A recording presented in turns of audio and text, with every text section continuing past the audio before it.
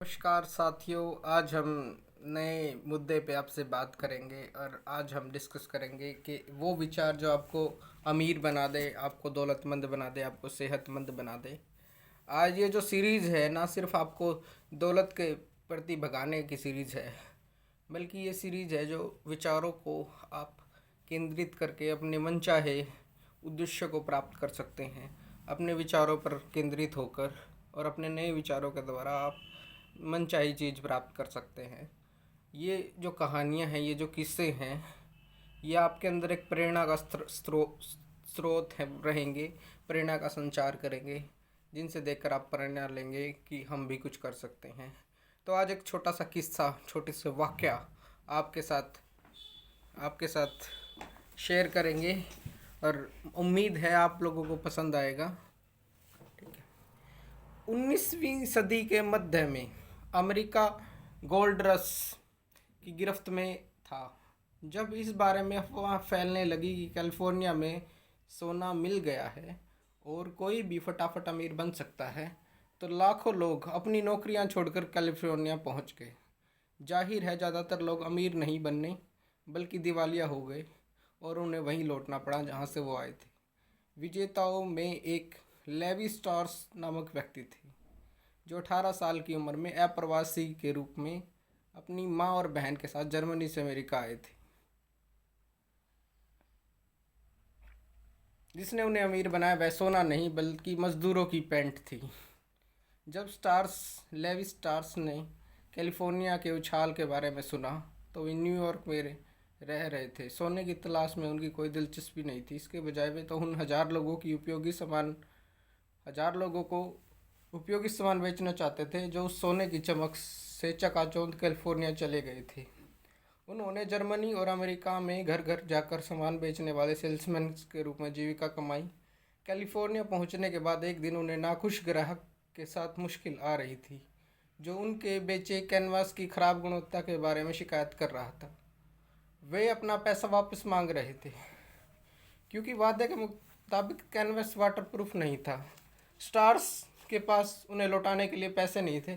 उन्होंने वह प्रस्ताव रखा कि वह बच्चे कैनवस से उसके लिए पैंट बना देते हैं जो संसार की सबसे मजबूत पैंट होगी।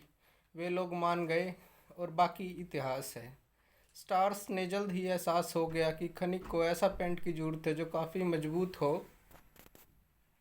जब उन्हें पहले पेंट $6 में बेचना शुरू किया तो पेंट धड़ाधड़ बिकने लगे। मूल पेंट भूरे थे क्योंकि वे सन के रेसे से बने थे। बाद में स्टार्स ने नीले कॉटन फैब्रिक का इस्तेमाल करने लगे, जिसे डेनिम कहा जाता है। जल्द ही मांग इतनी बढ़ गई कि उनका परिवार उनका उत्पादन नहीं कर पा रहा था। स्टार्स अपना कपड़ा सैन फ्रांसिस्को के कई टेलरों के पास ले गए और उनसे अपने निर्देशानुसार पेंट बनवाने लगे। इकलौती समस्या यह थी कि खनिक जिन जेबों में औजार रखते थे वे जल्दी फट जाती थी। रीगा के जैकब डेविस नामक टेलर ने इसका समाधान खोज लिया। जब एक ग्राहक ने उससे अपने पति के पेंट की जेब के फटने की शिकायत की तो उसने तांबे की कीलों का इस्तेमाल किया। आजकल भी हम जो देख रहे हैं कि जींस की पैंट में तांबे की कीलें लगी होती हैं जेबों के ऊपर ताकि वो फटे ना, जिनका इस्तेमाल आमतौर पर घोड़ों की जीन को मजबूत करने के लिए किया जाता था। उसने सामने और पीछे की जेबों पर धातु की छोटी छोटी कीलें लगा दी, साथ ही पैरों के ऊपरी हिस्सों पर सिलाई भी, जो एक नवाचार यानी न्यू ट्रेडिशन के रूप में शुरू हो गया। वह जल्द ही पैसा बनाने के कारोबारी विचार में बदल गया। ग्राहकों ने उसके डेनिम पैंट बड़े पसंद आए। 18 महीनों में उसने 200 जोड़ियां बेच दी और वह भी बिना कील वाले पैंट की तुलना में 3 गुना कीमत पे। डेविस के मन में अपने आविष्कार का पेटेंट कराने का विचार आया, लेकिन उसके पास पर्याप्त पैसा नहीं था, ना ही वह पढ़ा लिखा था। एक मित्र की मदद से उसने लेवी स्टार्स को एक पत्र लिखा और मदद की कि डेविस के आविष्कार के महत्व को समझ जाए और पेटेंट का रजिस्टर कराने में उसकी मदद करे। और ठीक यही हुआ। जैसे ही स्टार्स ने पत्र के साथ लगा पार्सल खोला तो उसमें एक जोड़ी जींस दिखी। उसने विचार का महत्व समझ में आ गया और उन्होंने दोनों के नाम पर पेटेंट आवेदन कर दिया। पेटेंट ऑफिस ने पहले तो उनकी अर्जी ठुकरा दी क्योंकि किलो का उपयोग गृह युद्ध के दौरान उत्तरी सेना के जूतों को मजबूत करने के लिए पहले ही हो चुका था। इतनी जल्दी हार न मानने वाले डेविस ने आवेदन में संशोधन किया और एक बार फिर नामंजूर कर दिया गया। 10 महीने तक वो दावों में संशोधन करते रहे, एक के बाद एक फीस देते रहे, जब तक कि उनके हाथों में आखिरी पेटेंट नहीं आ गया। उन्होंने अपना पहला पेटेंट हुआ जींस 2 सप्ताह बाद 1873 में बेच दिया।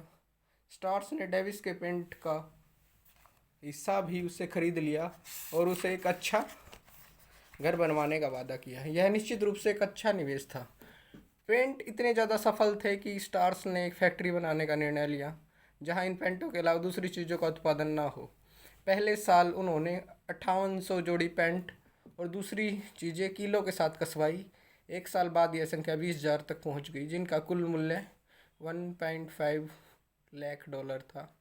जाहिर है प्रतिस्पर्धा जल्द ही उठ खड़ी हुई और इसके उत्पाद की नकल की कोशिश की गई। स्टार्स जूझे और उन्होंने नकलचियों के खिलाफ असंख्य मुकदमे जीते। उनकी कंपनी नए पेटेंट में मार्केट लीडर बनी रही, जिसे उन्हें जींस कहने का निर्णय लिया। 150 साल पहले स्थापित ज़्यादा कंपनियां इस वक्त जीवित नहीं हैं और 150 साल पहले आविष्कृत ज़्यादा उत्पाद अब भी संसार में उतनी तेज़ी से नहीं बिक रहे। जींस उन चंद विरले उत्पादों में से एक है जो लेवी स्टार्स ने जिस कंपनी को स्थापित किया था। आज वह वैश्विक कॉरपोरेशन है जिसमें 10,000 से भी अधिक कर्मचारी हैं और 100 से भी ज़्यादा देशों में ये अपना उत्पादन बेचती हैं। इंसान द्वारा बनाई गई हर चीज़ एक विचार है। किसी के दिमाग में एक तस्वीर के रूप में शुरू हुई थी, आज विचार पहले की तुलना में ज़्यादा मूल्यवान है और विचार को भारी दौलत में बदलने के लिए अब दशकों लंबे इंतजार की ज़रूरत नहीं। कई बार तो यह बस कुछ सालों में ही हो जाता है। इंटरनेट के आविष्कार ने इस प्रक्रिया की गति को तीव्र बना दिया है।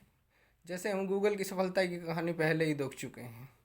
तो इस तमाम कहानी को पढ़ के हमारे माइंड में आया कि जो विचार हैं और जो आइडियाज़ हैं वो किसी भी जीवन को सुधारने में, बदलने में अहम योगदान रखते हैं।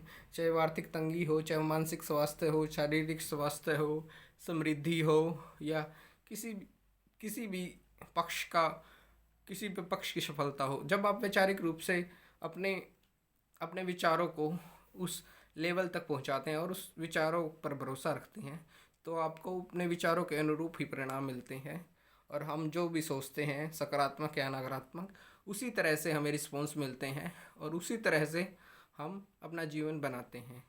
इन तमाम बातें आपने इतने धैर्य से सुनी, इसके लिए मैं अनुग्रहित हूँ और आप सभी का धन्यवाद। अगर वीडियो आपको अच्छा लगा हो, कहानी आपको अच्छी और मोटिवेटेड लगी हो तो लाइक करें, शेयर करें, सब्सक्राइब करें। Thank you so much. नमस्कार।